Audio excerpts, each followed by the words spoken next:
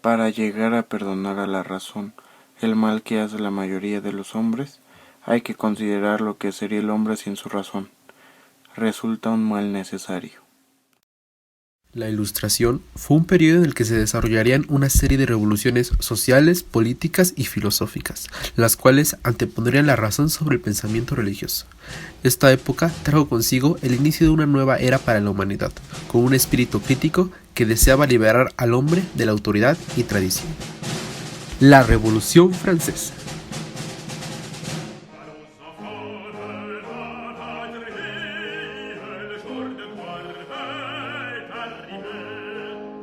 Para los inicios de 1789, la organización de Francia era monárquica. El rey pretendía que su poder provenía de Dios, a quien únicamente le rendía cuentas de sus actos.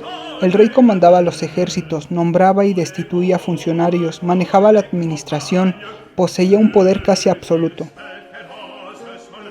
La nobleza fue privilegiada, pues no pagaban impuestos. Aunque dentro de este existían profundas desigualdades, la nobleza vivía con el rey, viviendo de las donaciones y pensiones.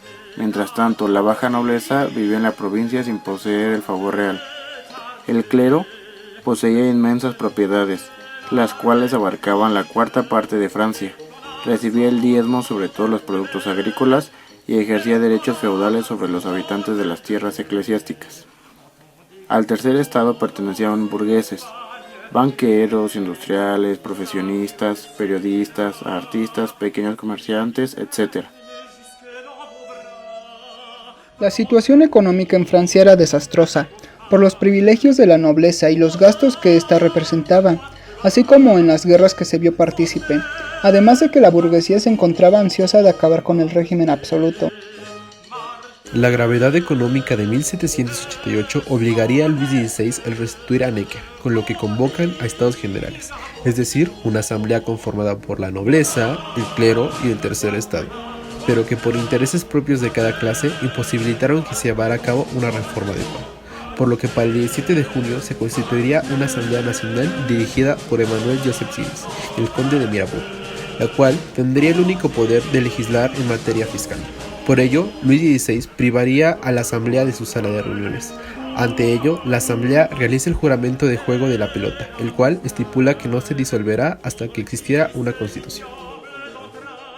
El rey declara los actos de la Asamblea Nacional como nulos, cosa que no le rendiría frutos, por lo que tendría que ceder ante las continuas oposiciones al decreto real.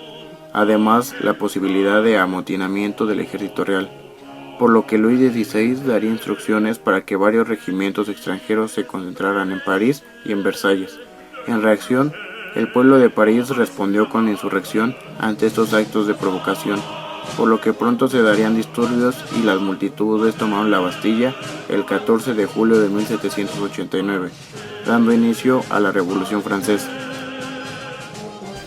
Es importante mencionar que para este momento la Asamblea Nacional estaba compuesta por dos importantes grupos de legisladores que diferían entre sí por la esencia de sus ideas, los jacobinos y los girondinos.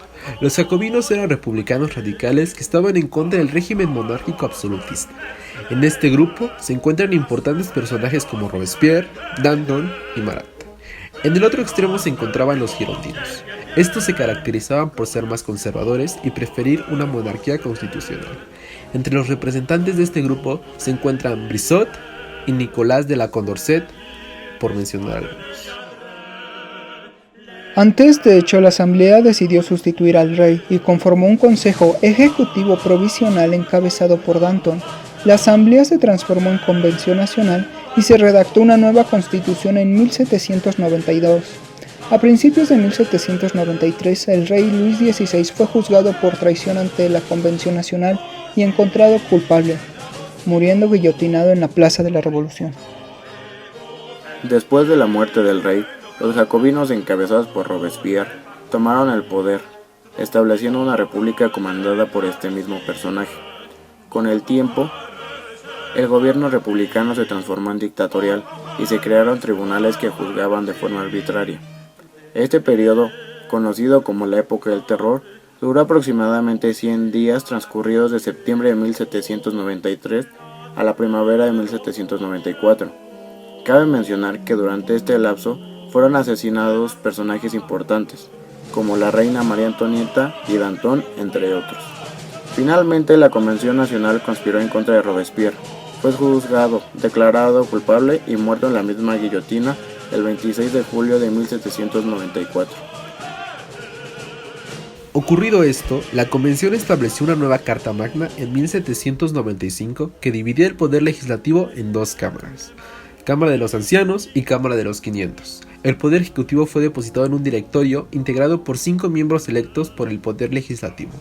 Finalmente, un militar y político, miembro del directorio, fue el encargado de acabar con esta institución, Napoleón Bonaparte. Este personaje dio un golpe de estado que acabó con el directorio y la Cámara de los 500, lo que llevó al poder a Bonaparte. Con este golpe de estado se considera que termina la Revolución Francesa en el 1799.